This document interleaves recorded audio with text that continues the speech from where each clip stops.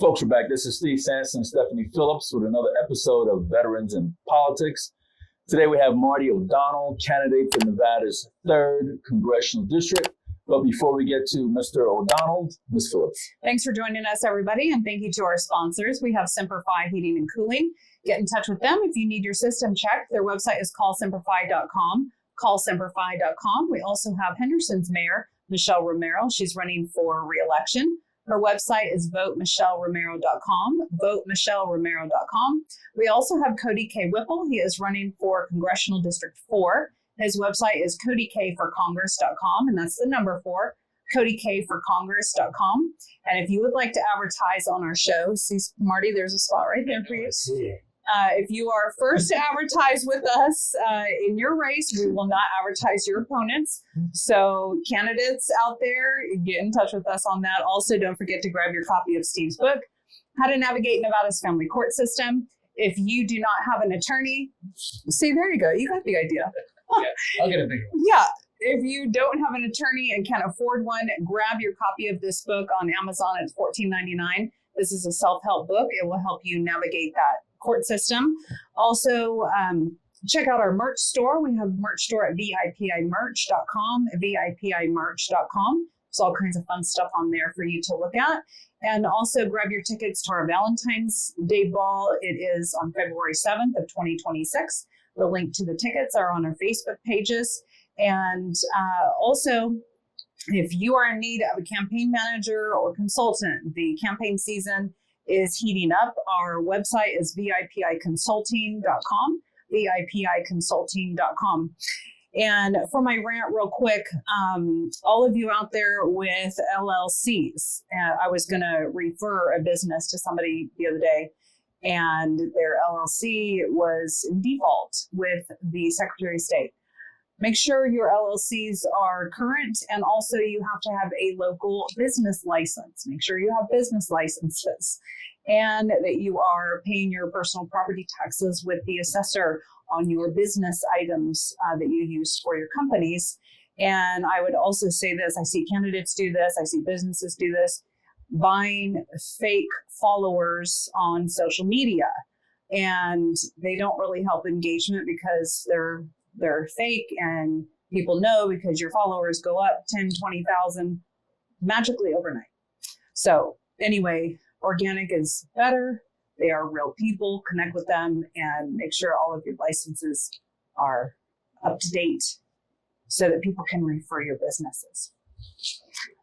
That's all. Huh. Isn't very ranty. This is sort of, Well, this is our calm day. It's a calm day. Okay, Yeah. good. you should have heard when I was doing CPS or Barack Obama or, one of those others. Some of your rants, so I get it. All right. I tell people, Calm me down. Yeah, good. I tell people to listen to her rants to get a good balance of who she is. Okay. That's right. And then people are like, oh, no. Mr.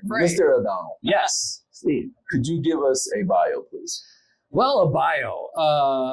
Let's see. I've been a musician my whole life. I'll give you a sort of a fun start. When I was 8, I watched the Beatles on Ed Sullivan. Oh, my goodness. I remember Ed Sullivan. And I decided at that moment, well, that's the place to be. I want to be a rock star. And just a few months later, I turned 9. I saw Barry Goldwater be introduced to the world by Ronald Reagan's famous speech in 1964. So now you know all that.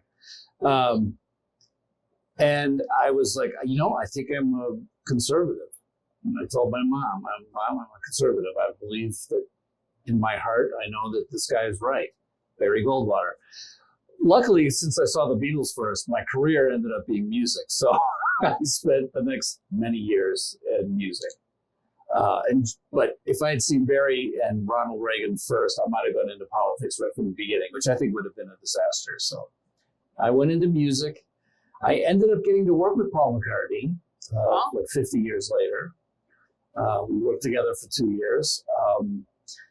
My first career in music was film scores and then TV commercials out of Chicago. So if you know any, the commercials like Mr. Clean, Mr. Clean. I did all those through the 80s and 90s. I did McDonald's. I did the Principal Financial Group commercials. Oh, thank you. There you go. You're I making me. I wanted to see what your campaign hot topics were. So I also did. We have Moonstones Kids, 10 million strong and growing. Oh, I remember that. Yeah. So you? Wow. yeah, I wrote that, and my daughter, who was 5 at the time, sang it. She's now, believe it or not, I think she's 42. So Wow. 42. Yeah. Anyway, but the next career I had was in video games, and I started doing that in the mid to late 90s.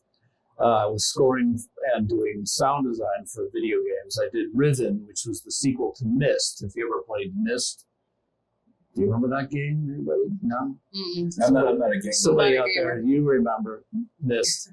It was a computer game. It was the first big CD-ROM game. It was huge. So I didn't do Myst. I did the sequel, which was Riven. And then I worked for a company in Chicago called Bungie. We did Myth, the Fallen Lords, Myth, not Myst, Myth. And then we eventually did Halo. And so we shipped that. We got bought by Microsoft in 2000. We shipped Halo for the Xbox in 2001. For the next 10 years, it was Halo all the time. We did 5 different Halo games that were very successful. And then we bought ourselves back. I was part of the ability. I sort of led the way in buying Bungie back from Microsoft. So that was an interesting business because usually once you get bought by Microsoft, that's it, you're in. So we figured out how to get out of Microsoft.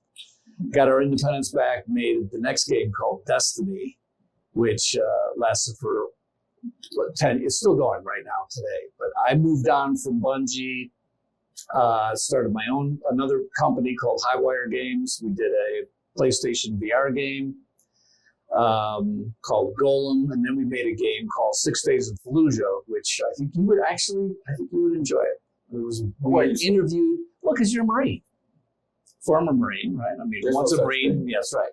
Always. And we interviewed a bunch of guys who were in Fallujah, and they wanted to tell their story. And because they had played Halo, they felt like one way to tell a story was through a video game. And they wanted to see if we could make a game that would come close to capturing.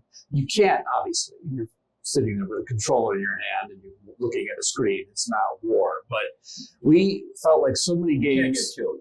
You cannot get killed. That's right. Imagine that. Yeah. But what we felt was a lot of games are like war movies, right? They're entertaining, they're fun, and the war movie game is we didn't want to make. So a lot of quote unquote war games are war movie games. We wanted to have these guys tell their stories. So they're on camera with documentary interviews, and then we try to replicate. Especially, it's a squad-based game where you're clearing blocks and clearing houses, and you never know where the bad guys are. You never know where the IEDs are, and every time you fail and you restart, everything changes. So the house changes, the furniture changes, the street changes, the neighborhood changes. It's all very realistic to Fallujah in 2004. But you can't learn by failing. You can't figure out, okay, if I go in this door, there's a bad guy behind that couch, and there's going to be somebody who comes down the stairs, and somebody's up on the balcony. You can't learn that.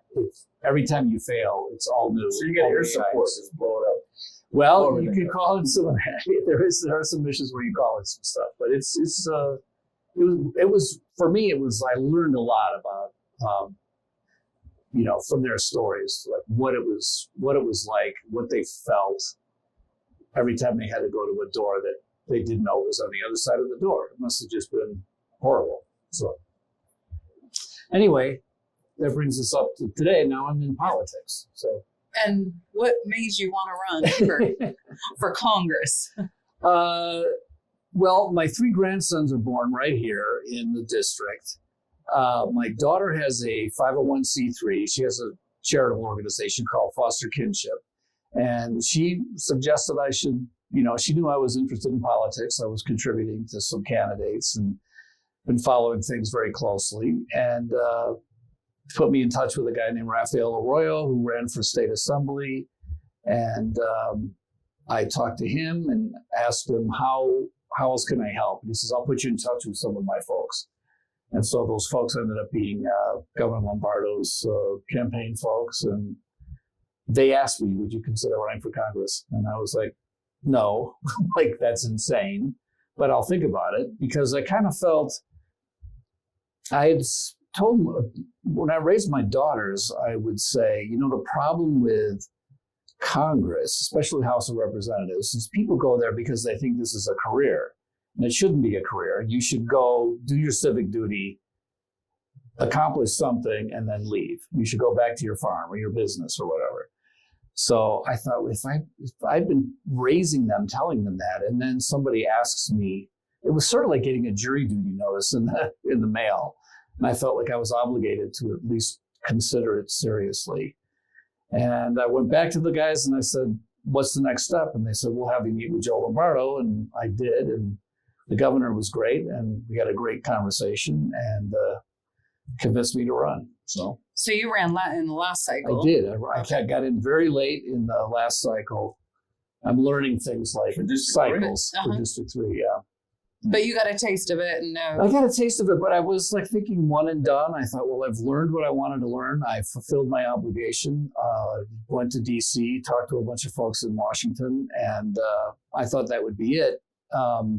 Got to know Sam Brown and his wife, and I really enjoyed my conversations with Sam, and I was pulling for him.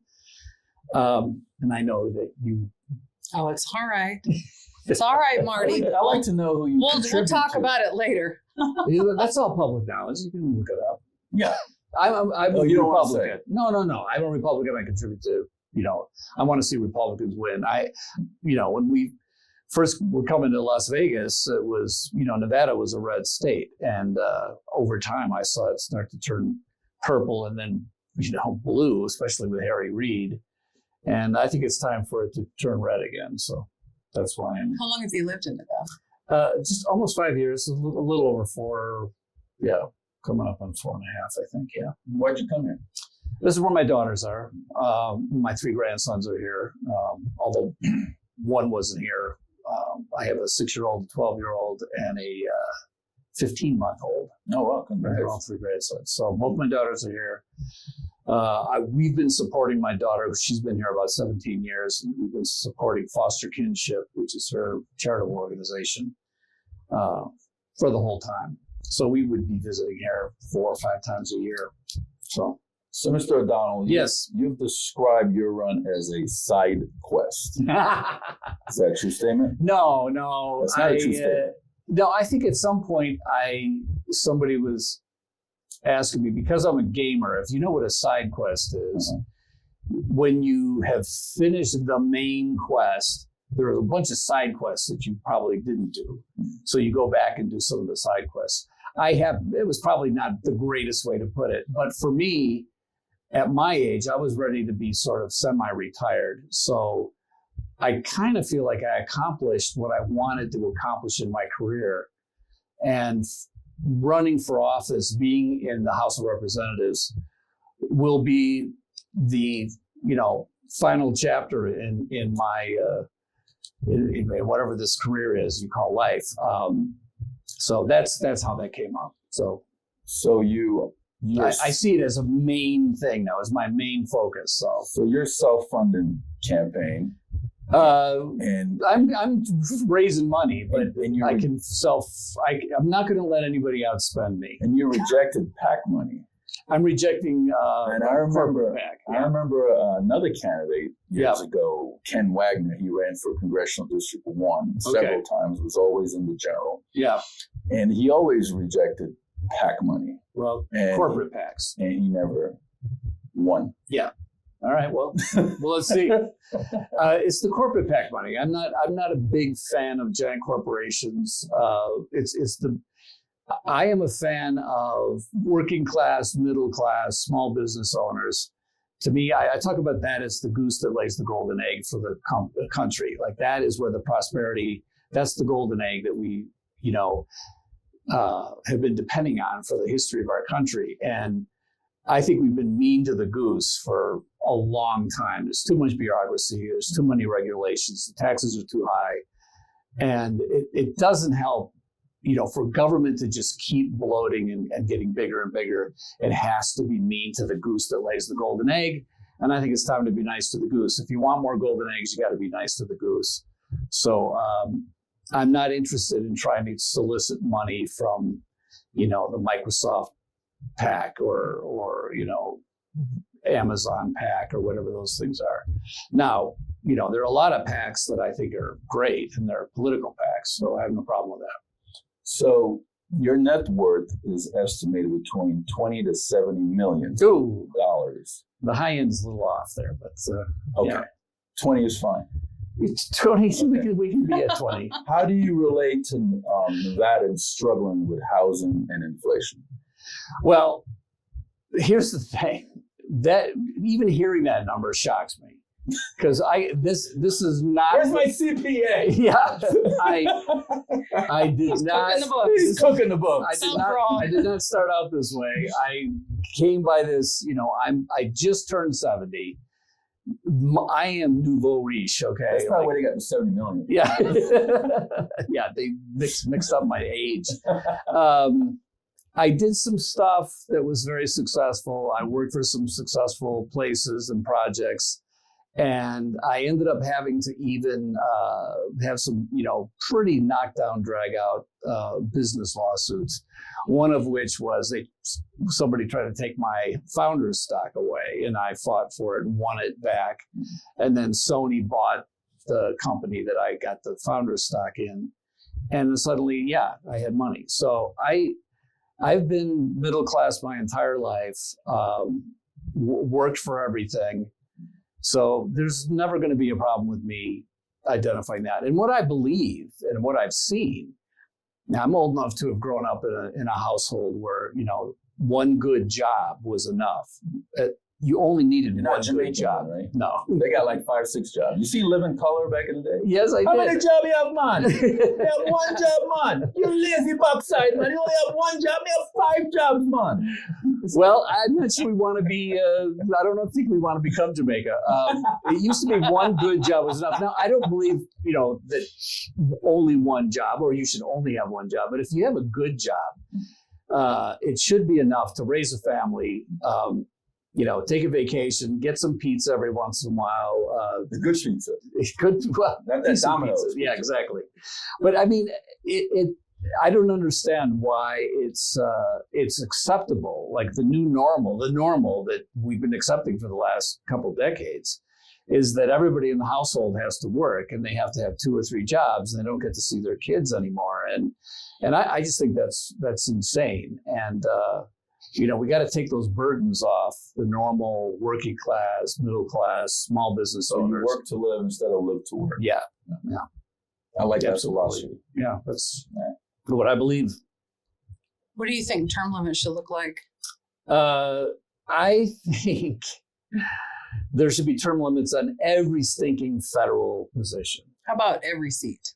Including the Supreme Court of the United Well, States. Yes. I'm not, Absolutely. I don't mind the idea that the Supreme Court is as apolitical as we can. What I don't like is when the Supreme Court or any of the civil courts or federal courts are actually making legislative policy like that. That's against the Constitution. But yeah, when it comes to the House of Representatives, when it comes to the Senate, I don't see why the president is the only one with term limits. These people who come out of college and they're history majors, a poli-sci, maybe they get a law degree or whatever it is that they think they need, but their goal is to get a career in politics. And they go to Congress when they're in their 20s, and then they die of old age when they're 97, and they're still sitting in some chamber of Congress. I mean, I just, that is horrible. I think that's the worst thing you could do. So how many terms should it be? Well, I don't know. I feel like What's enough? 2 terms in the Senate, 4 2 terms in the House. Senate, 4 terms in the House. If you want to do 5 terms in the House, I'm not going to get crazy about that. 3 terms in the Senate is a little long, but like, okay, fine.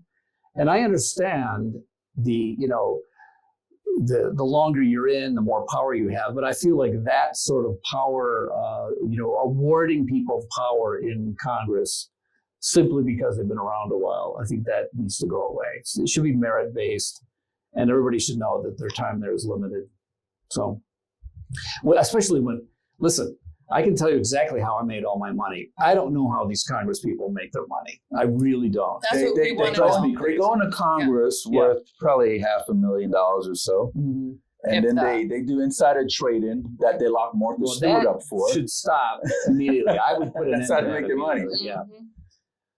Yeah, What would you do about insider trading, actually? well, I think Congress people and people around the Congress people shouldn't be allowed to trade stocks, period.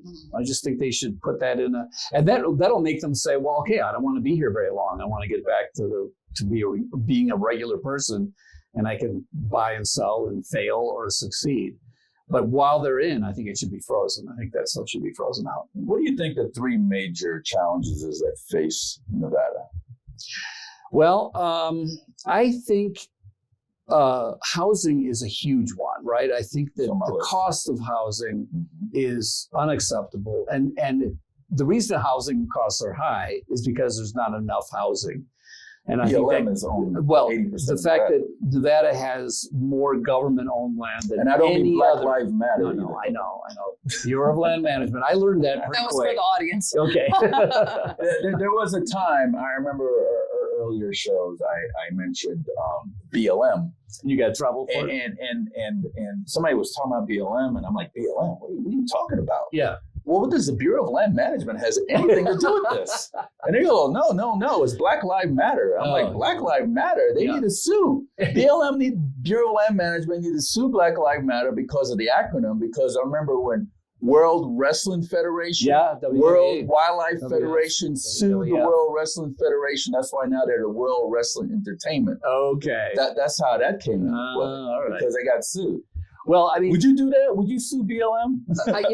Or the Black Lives Matter? I don't have a problem suing. Apparently, I think somebody needs to do it. It's. I just think it's a shame. But what I think is that the reason Bureau of Land Management isn't known in any other state is because Nevada has been, what is it, 80%? 80 something. Little something, 80, yeah. All this land is owned by the federal government. That's why we know what BLM stands for. But most other states, that's just not an issue. It's not an issue. Yeah, so that's why it's not known. So you would try to get the land back from the I think absolutely. There's absolutely no reason why this much land should be in the control of the federal government. And, how you bring it back into, private ownership and private companies and then improving the land and having some free market capitalism. I'm a free market capitalist guy. I think that that is the best way to raise everybody up. I think that, the reason high taxes are bad is because they're bad for everybody. It suppresses growth. It suppresses businesses that are hiring people. If you've ever run a small business, you know how hard it is to actually hire people and keep them. I mean, every small business I've had, I've gone through at some point in that business, haven't taken salary so I could keep like 1 employee or 2 employees. So I could keep them with me because they were good people and they were doing great work. So, and when you realize that 30% of what you're trying to do goes straight to the government, that's just a burden that's bad for every class of people. This idea that somehow government programs that are run by bureaucrats are helping people, it's just not the way it works.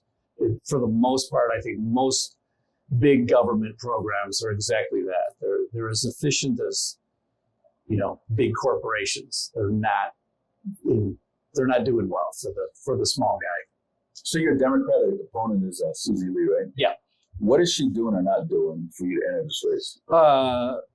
You mean why do I want to beat her? Yeah. Well, want to beat her because number one, she is a rubber stamp. She is a mouthpiece for the absolute far left liberal Democrats. She pretends like she's bipartisan, but she isn't. I think during the Biden administration, she voted. I think she was more in Biden's pocket than Jill Biden was. I think she was 100% voted for everything Biden wanted. And I'm not even sure, as I look at it, I don't think Biden was making the decisions. So why she decided that everything that Biden did was great, I don't know. But I don't think she actually has her own independent thoughts. I honestly don't. I think she just gets the message in the morning of what she's supposed to say and how she's supposed to vote, and that's what she does. That's typical of the Democrat Party, though. Well, they all do the same thing. Our senators did the same thing. Yeah, but I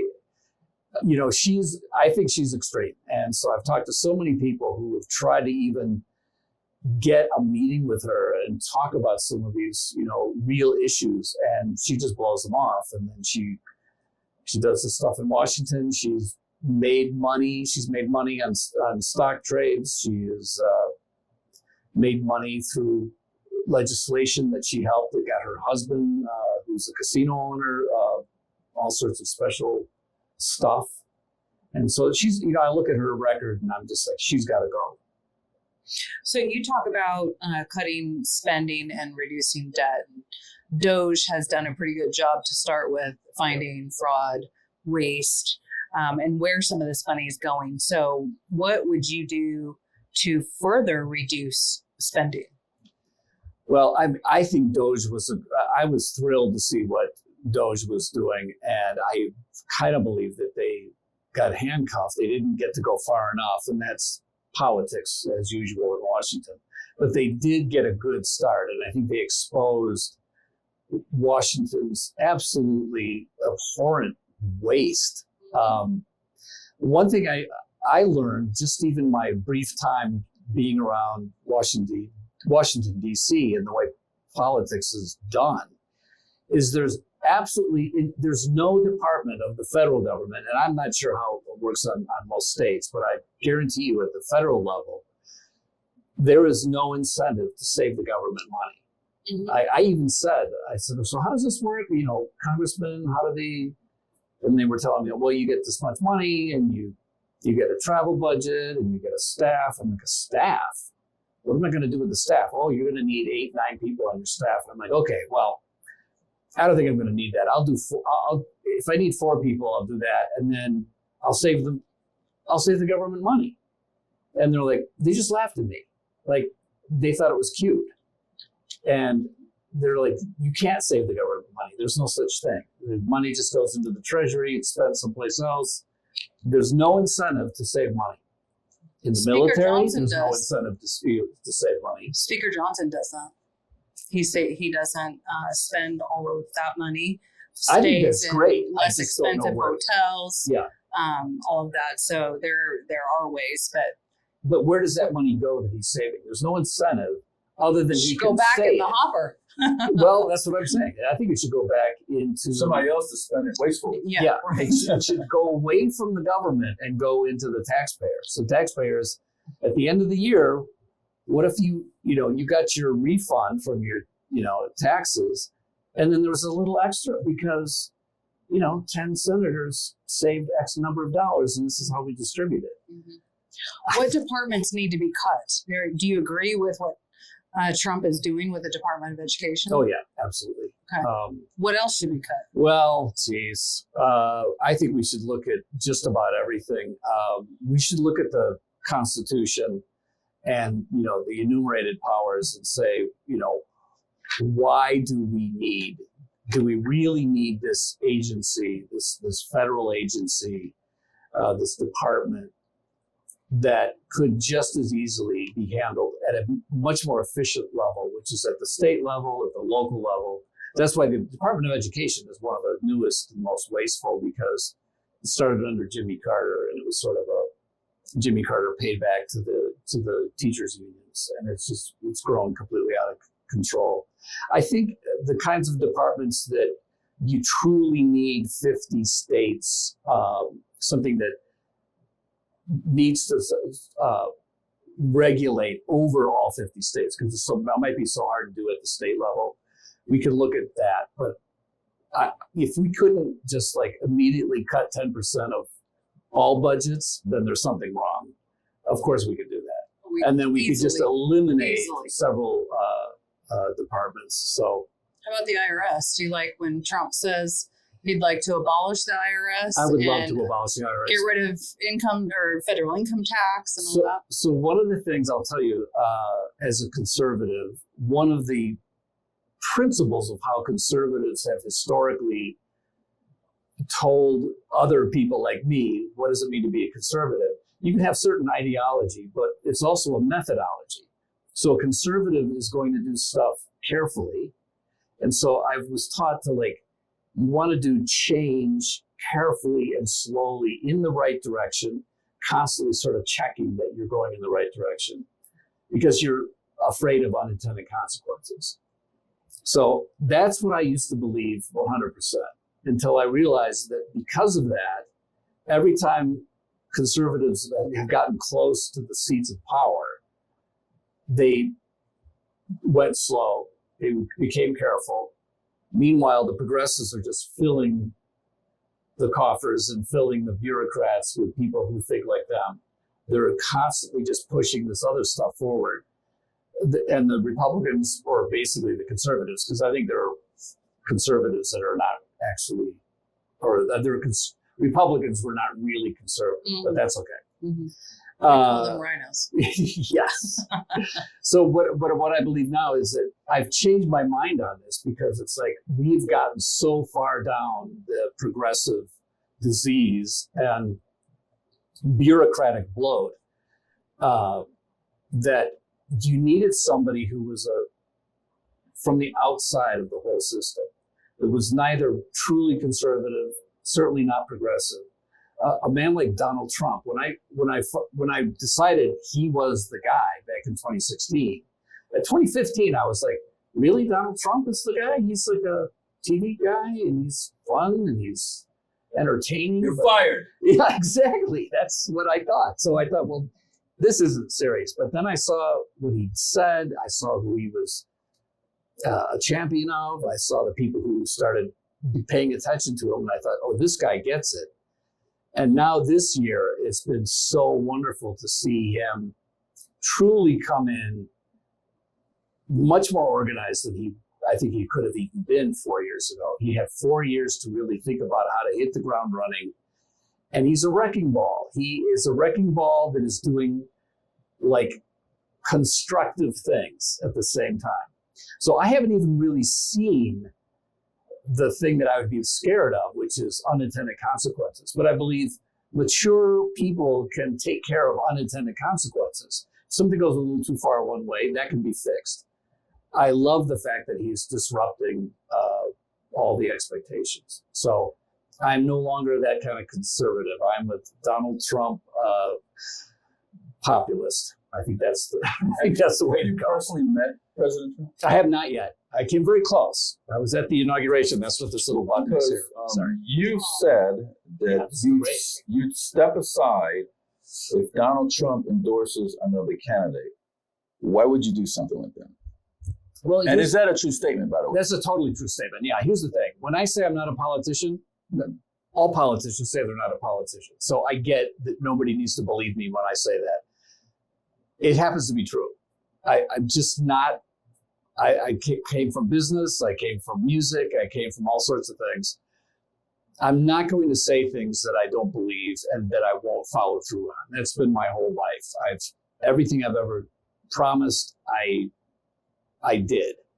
When I make mistakes, I'll tell you what my mistakes are. What I saw last cycle, which I'm learning about, talking about years and cycles instead of last year, was I saw the Republicans beat each other up. And they, especially in CD3, it was, all the money was spent on the primary.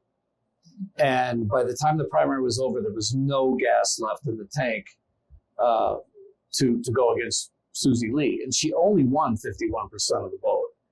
And I think so what I'm telling people when they ask me to run again, I said, look, I'm only interested if I want to back the person who's going to beat Susie Lee. And if I'm that person, I will 100% be that person and back that person. If somebody else comes along who gets Lombardo's and Trump's support, I'm not going to continue to fight them and just cause them to have to spend a lot of money and everybody spend all this money fighting amongst the Republicans. I think if it becomes clear who is the person who's is wanted on the team, I'll get out of the way. So that's absolutely right. Even if your name is still on the ballot. Oh, well, no, I don't know how that works.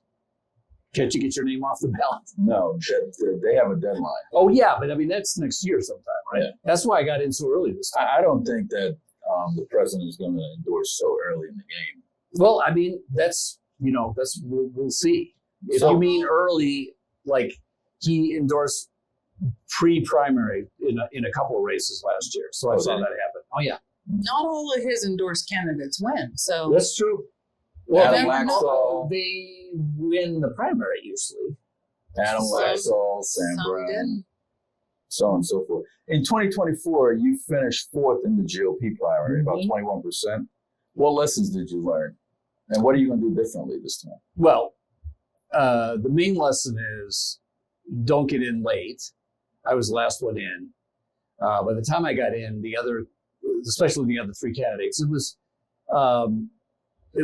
there were many candidates. There were, I don't know, 8 people in the race or something, and then so getting 21% is like, well, okay, it's close to getting a quarter. The other 3 candidates got in the 20% range area too, 24%, 26%, whatever it was. And what I saw was that it's the ground game that's most important, especially with a low turnout primary where you don't get that many Republicans to vote in the primary. And if you remember last cycle, Donald Trump wasn't in the primary. He had already had his caucus, which means Republican voters were like, well, we've already picked Donald Trump. Aren't we done with that? So why are we voting again?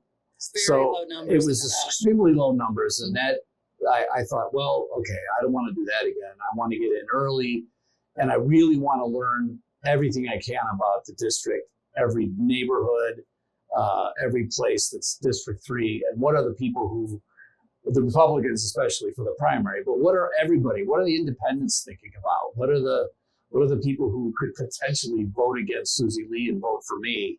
What are they concerned about? And that's going to take me a while, so that's why I got in early this time. I was in like 75 days worth last time. That's just not enough. So you said that Congress is savage and needs to be soothed. Well, exactly. Oh, you know what? That was. Was that a hot mic? No, not at all. I think that was the business guy. Who's that British business guy on Fox News? Steve Hilton? No. Well, I can't remember. Oh, Piers.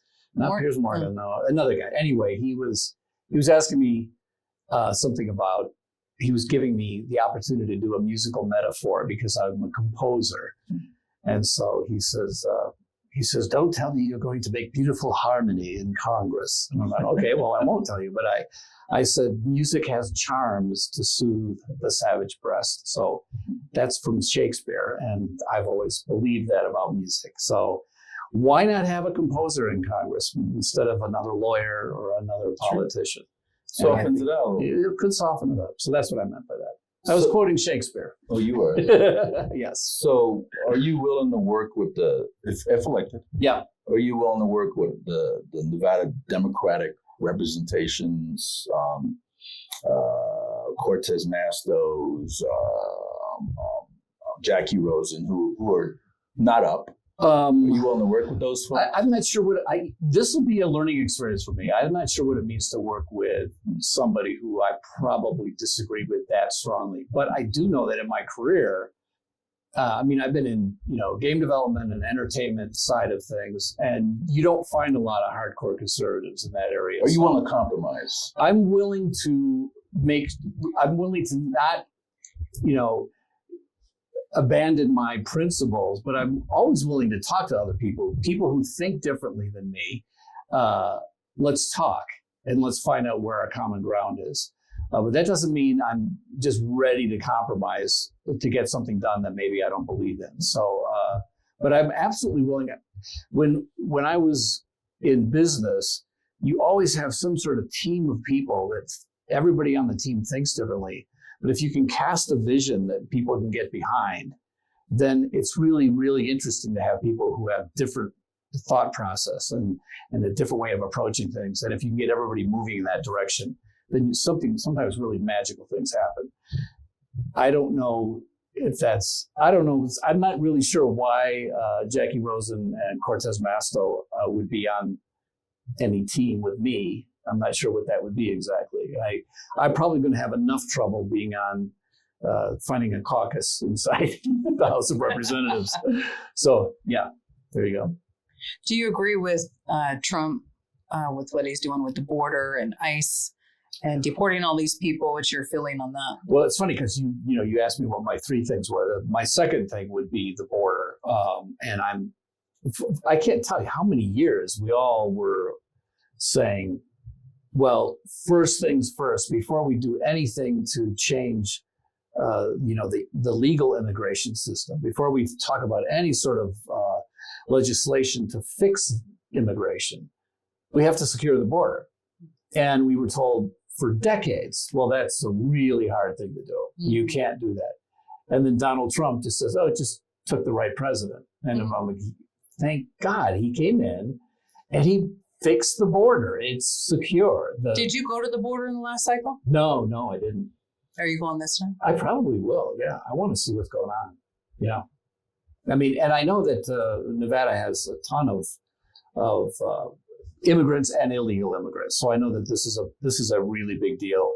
But to see what Trump has been able to do, and now these people are like, well, you can't just deport these criminals. It's like, yes, I can. Yeah, we can. And boom, you're just doing it. And what we're showing is all these other countries in the world who have been allowing this garbage to accumulate, where they're just letting, illegals come in and cultures that have no desire to assimilate come in and, just become their own countries inside other countries. The fear of it's just too hard to deport these people. Trump is going, no, here's how you do it. Just do this.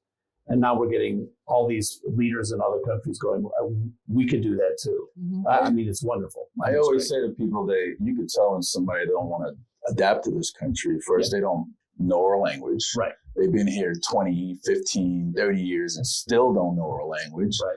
And they're not converted to American citizens. Yeah.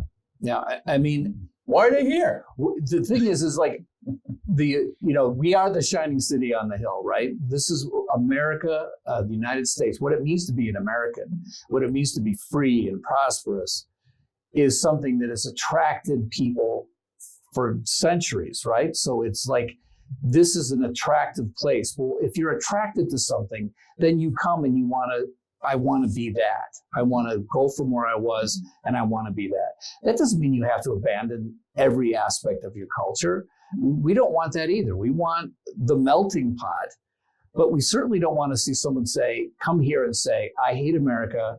I'm going to burn the American flag while I fly my own country's flag and act like, and then we're like, and you think you should stay here when you're doing that? Like, if you're here, you should want to be here, which means you need to show us that you want to be here. So I think we got to get back to. I mean, if we go to any country, we'll have to adapt and learn their language and their customs, right? Absolutely. So why can't it be the same coming here? Oh, it should be. Absolutely should be. Yeah. Now that is, we all. I think Dinesh D'Souza talks about. He's from India, and I'm not sure if he immigrated or if his parents immigrated, and he loves Indian food, but he doesn't want to eat Indian food all the time. He loves being an American And he could have good Indian food, and then he can have Italian, he can have, Options. Chinese, he can have all sorts of stuff. And that's makes our country just amazing. Yeah. But I think we got to get back to like deciding what does it mean to be an American and no longer be embarrassed by that. We have to hold that up proudly. We say the Pledge of Allegiance to the flag. That's what everybody needs to be able to do if they want to stay here. So answer that question. What? What does it mean to be American? Yeah, I think that's a discussion to be had. Number one, I think you have to love the history, and you have to love the idea that we have freedoms that are fundamental. We're endowed by a creator with these inalienable rights. And you have to understand what that means. You can't come in and say, well, I don't believe in the laws of the United States. I'm bringing laws in from my own religion, and I want to impose them on everybody else. You have to be able to say, look, this is a diverse country. You can be Christian, you can be Jewish, you can be Muslim, but you can't take any of those religions and impose them on everybody else and say, we are going to become part of the government, and then we're going to take our religious beliefs and impose them on everybody else. It's like forcing your ideology, your thinking on others and your religion that people don't want. Right. I mean, and everybody wants to be a free thinker, right? Yeah, but you have to be able, and you can't even be like, there still has to be room for religious beliefs to be part of the public discourse, right? You can still discuss it, but it can't be. The Second Amendment makes it, or the First Amendment makes it clear that the government will never establish the religion that everybody has to follow. And when there's a group of people who believe if they can just get into power, then they will impose their religion or their beliefs on everybody else. That is anti-American. So I think it's sometimes easier to talk about what isn't American than what it means to be American. But I think certainly, let's talk about the preamble to the Constitution. Let's talk about the Constitution. I have a copy of I carry with me all the time. And let's get back to what the Constitution is and what the Founding Fathers believed. And it's there's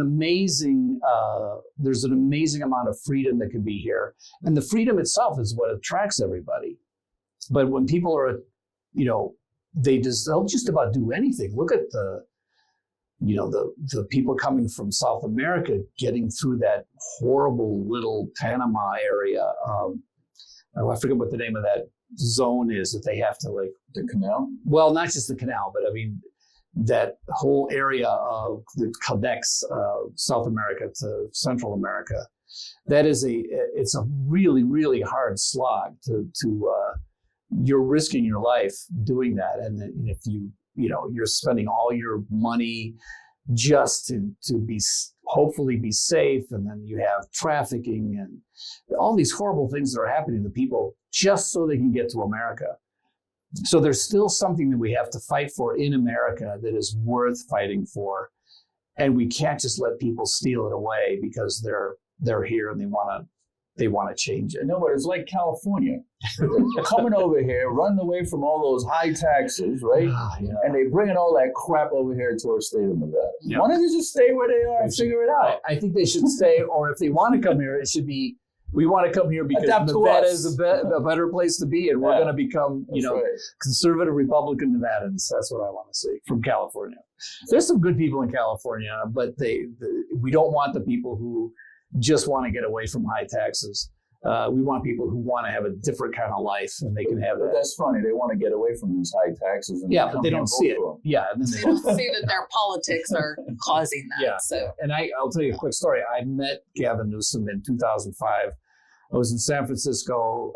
The game I made, I was chosen by the team to sort of represent Halo and Halo 2, and it was in this Hollywood Walk of Fame, but it was called the Walk of Game. So they gave me a star. There was Mario and some other games that were being represented. And there was a shindig that night with, the luminaries.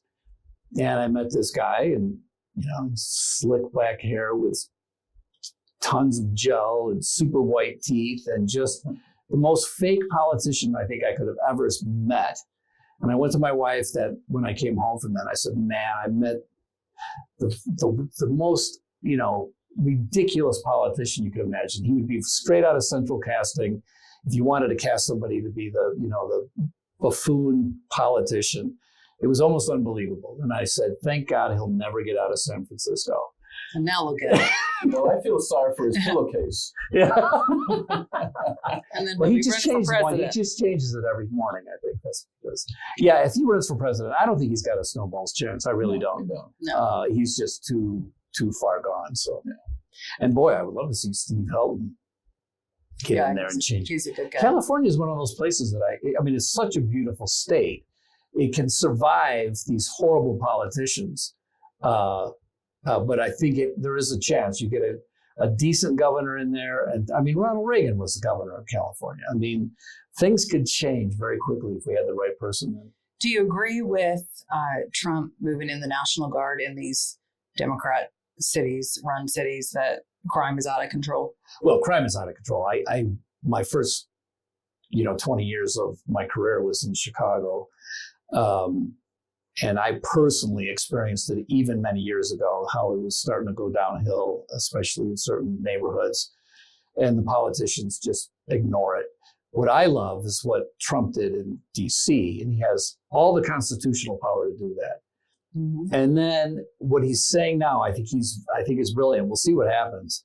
But you have Pritzker and whatever the bozo's name is, who's mayor of Chicago. I can't remember his name all of a sudden. Johnson? No.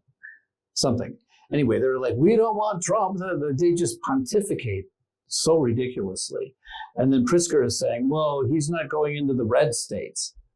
And so Trump is like, oh, okay.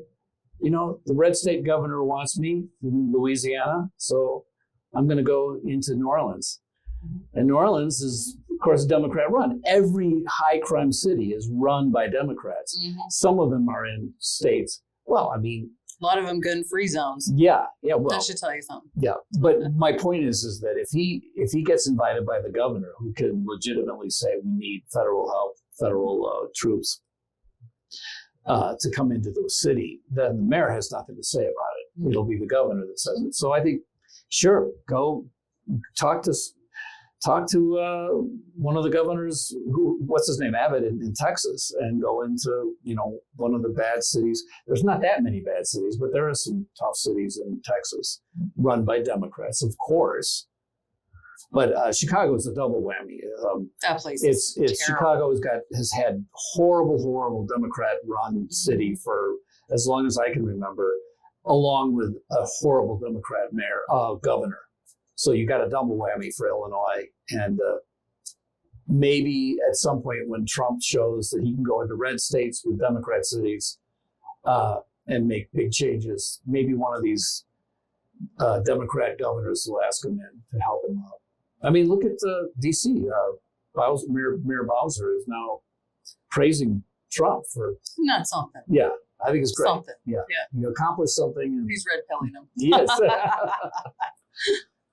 So, do you have anything else for Mr. O'Donnell? One more thing, yes Sure. or no, if you can. Would you make marijuana legal federally? Federally, Legalize it, don't criticize it. is that one of your statements? That's one of the songs. Oh, Legalize it. Oh, Don't you- criticize it. oh, you got the Jamaican thing. Bob Marley. Okay, all right. So I'm not a fan of mind-altering drugs, but from So is alcohol. So I agree, but I think from a personal standpoint, it's the kind of thing that the federal government really just shouldn't be regulating. I think if you want to live in a state that has laws against marijuana, then live in that state. If you want to live in a state that doesn't, then live in that state. So I think I'm a federalist. I think there's too much power in Washington, D.C., and the power needs to be disseminated out to the states. There's Let a the problem states with have it. that, though. What is that? Because you got veterans out there that need this marijuana. It's not... I mean, look at all those pharmaceutical drugs, that opioids and all that crap that they're addicted to that's killing them. Marijuana doesn't kill anybody. Matter of fact, alcohol, two guys go into a bar, two guys come out fighting, right? They want to kick each other's ass. I But hear you. marijuana, they want to have pizza and they want to hug each other. Or Doritos, I get it. Yeah. Uh, It needs to be I'm not federal arguing- for the veterans. Well, I think that the idea of making a federal law. Alcohol is federal. Remember Prohibition? Remember, you're not going to remember Prohibition. I don't remember. Prohibition was real. Yeah. Alcohol was illegal, but yet people are drinking it. Tobacco, look what it does to your lungs, but yet that's federally okay, right? Oh, come on now. No, I hear you. You gotta kick one in the ass, you kick them all in the ass. Why don't you, it's like, well, yeah, but I'm not asking to kick this in the ass. I don't want a federal law banning it. I don't want a federal law that says you have to allow it in your state. The federal government runs the Veteran Administration, and these veterans, they need the weed. You understand? They don't need the alcohol. They don't need the tobacco, but they need the weed because the weed has medical components in there that helps with their glaucoma or whatever it is. You know, I'm pretty sure that medical marijuana is already it should be federal. I think it already is federal. The VA, no, it's not. Are you sure? Medical marijuana? Oh, so my God, there might be so pockets. The VA Here's the can't thing. give away marijuana. I would. They'll tell you to go get it. Oh well, I'm not sure why. Here's what I would say when it comes to the veterans. Tell me how you feel about this. You know, we have this no tax on tips. We have all these taxes. At the end of the show, but you got me all wild. Okay. I knew you'd appreciate the question. I am not a huge fan of the federal government overreaching. So it's let's just leave it there. But what I would like to see, especially with any sort of wounded vet, any vet that has taken a bullet for this country, I think they should have a lifetime exemption from income tax. Thank you. What do you think about that? I agree with anything that's going to help vets. Okay. If you say vets should get a free car for Burger King, I'm down with that. Well, see, I don't want to increase. I don't know what I'll have to look at to see, how big a burden this is. But I got to believe it's not that big a burden. You got to talk about vets who have it still can work, obviously, and so they would be possibly taxed. But if they got a Purple Heart, if they got wounded in combat, it should be like a free pass for the rest of their lives. It should. I would agree with the state control it, but when it comes to the veteran population, it has to be federally mandated so the vets could have access to this stuff. Because if you go to a VA, I go to the VA, so I'm talking to you from experience. Sure. So if you go to a VA, the doctor will say, you know what, we got all this pharmaceutical drugs, but here are all the side effects. Yeah. It's kidney disease, heart problems. But if you go to the dispensary and you take a low dose of that marijuana with some myrcene and this and this and this in there, it will just treat you better than any pharmaceutical chemically made drug in a lab. Okay. So you should go take that. But we cannot give it to you because of this federal mandate. We can't give you marijuana here because our hands are tied. But isn't marijuana? I mean, isn't marijuana here pretty inexpensive? Yes. Oh, well, okay. I mean, so that sounds great. There's a lot of vets that live. They don't got the $20 to $70 million now. There's a lot of vets that live paycheck to paycheck. You're not gonna There's a lot of vets that live paycheck to paycheck I get or it. disability. Sure. And some of them can't afford the $15 for a joint. Yeah. It's probably going up, depends on what kind of joint you get. They can't afford it because their money, they're living, they're just trying to get by. Yeah. But if the federal government could give them the marijuana for free, that'll help them out tremendously. Well, I hear you. I'm not sure.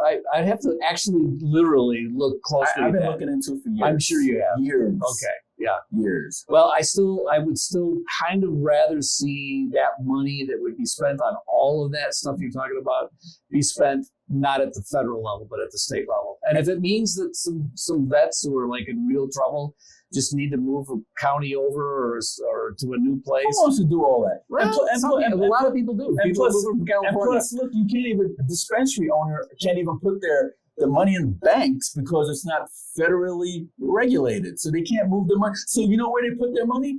Under their mattress, stocks, in their pillowcase. I know some dispensary owners that have floorboards of cash because they don't put it in the bank because you can't. Because it's not, and look how much tax dollars we're losing over that too. Could you imagine? Let's look at it. Look at all the money Nevada got when they made it medical, then it went recreational. Look all the money Nevada Listen, got. I lived in marijuana. Washington for a while too, so I remember when Washington State went, free. It was one of the first states. I think it was Colorado when Washington State went for free. To me, it's just I still feel like, hey, if there's some state that says we're not ready to do that, then maybe they have other studies. Marijuana's been around for years. They're never going to be ready to do it. But I don't understand why is it so important to burden the federal government with regulating? Oh, you're not burdening them because they're going to make so much money off of it. They're going to make so much money in federal taxes off of it. Yeah, I mean that's you're not burdening them at all. You're helping them. We've heard that for years. Like, just allow us to do this one thing. They said the same thing about alcohol. Yeah, and they said the same thing about tobacco. Now look at weed, multi-billion-dollar industry. Well, both of those, right? Except alcohol super and tobacco. Regulated. I would love to see some of the regulations go away on many things. I think marijuana would surpass both alcohol and tobacco together in Texas. To revenue. Sure, yes. It's possible. Yeah. It's definitely. It's not possible. It's a definite thing. Okay, it's a definite thing. I know so many Iraqi vets. Yeah. That would testify on the Bible and said if it wasn't for marijuana, they would be dead or they would have shot somebody. Mm-hmm. Well, somebody that close, it calms down their mind. I would love to help them not be Are at you that just against razor's marijuana? edge. You're against marijuana. No, I'm not against marijuana. I'm against the federal government regulating and saying to all the people in the country, every neighborhood in the country, you can't make a decision about something. You know what they said? Listen, I grew up in. I was in a county in Chicago, outside of Chicago. I was in Wheaton, Illinois. Wheaton is a dry city. Like that locale was allowed to say we're not going to have alcohol in the city. Like it's okay. Well, I didn't buy alcohol in Wheaton. I went outside of Wheaton, and there are states like Utah, where alcohol, as you know, is the state itself. And I don't feel like the federal government needs to come in and tell Utah what to do with their alcohol laws. I would much rather just say, hey, you want to live in Utah and be under those constraints? That's fine. Look, what I'm saying, they don't have to have a dispensary in Utah. What I'm saying is it's available. It's available across the board. It's federally available. If Utah wants to put a dispensary over there, they can. If they don't want to, they don't have to. But it's federally available in all 50 states. You're not going to go to jail. You're not going to get fined. It's that like CCW. If you get one in one state, it should be good for all 50 states. You shouldn't have to go and reapply and go, oh my God, they're going to arrest me. Like they did with Van Miller, who was supposed to be the third assassin. Oh, you didn't have in California, the magazine, if the magazine is in the weapon, it's a crime.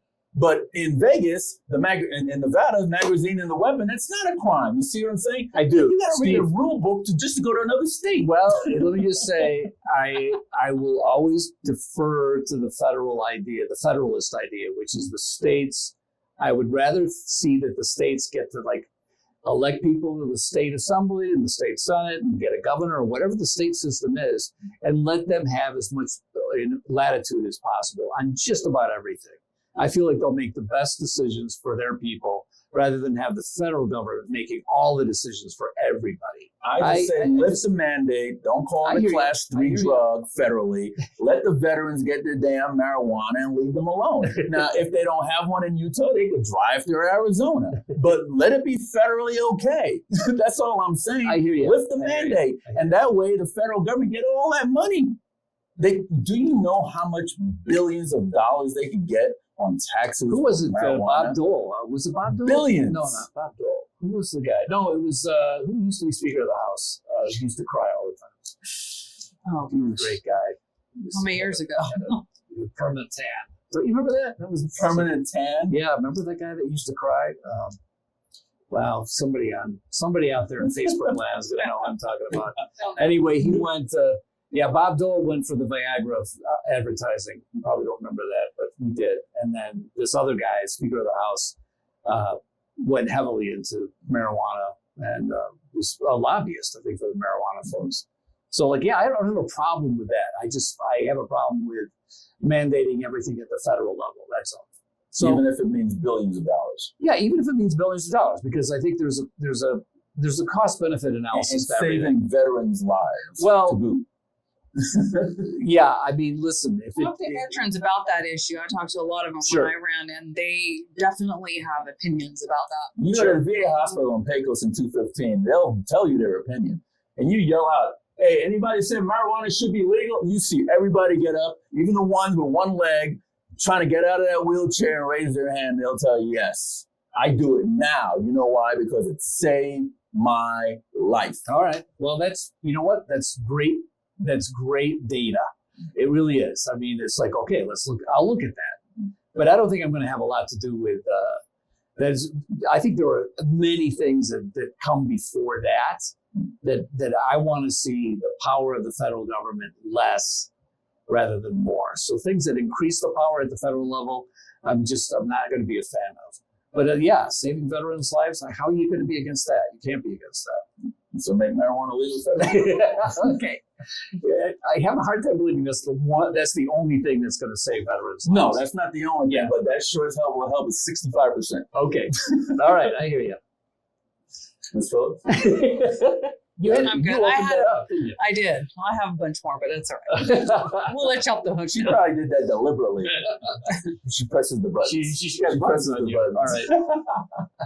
I know that's his issue. Mr. O'Donnell, well, thank you so much for coming on the program. Steve, it was a pleasure to be here. Pleasure to meet Absolutely. you. And, Absolutely. You know, we'll talk more about Okay. your service. I Okay. want to know more about the details. 'Cause it's Okay. fascinating. I need to know more about your details. Mark is going to zoom in on you, Okay. and you can say whatever and give her All right. your point of contact. All right, everybody. So I'm Marty O'Donnell. I'm running for Congress here in Nevada, and you should go to martyforcongress.com, and you can find out everything you need to find out about me right there, martyforcongress.com. And there's also, I do a podcast, and I'm up to like 25 episodes now, and I've talked to all sorts of different people. I come on podcasts, so just go to YouTube. You can find the Marty O'Donnell YouTube page, and you can find all my podcasts. I like to talk about entertainment. I like to talk about politics. I like to talk about religion. I'm all over the place. So, but martyforcongress.com, and you can find out everything you need to know about me. There you go. Thanks. Thanks for having me on the show. Thank you for coming, Mr. O'Donnell. Thank you for being on the show. Ms. Phillips, thank you so much. Folks, that's Marty O'Donnell, candidate for Nevada's Congressional District 3. We hope that this program was very informative. Me and Ms. Phillips try to educate the public as much as we can, and we hope that you share this program with all your fellow social media folks. This is Steve Sampson, Stephanie Phillips with Veterans in Politics. Until next time.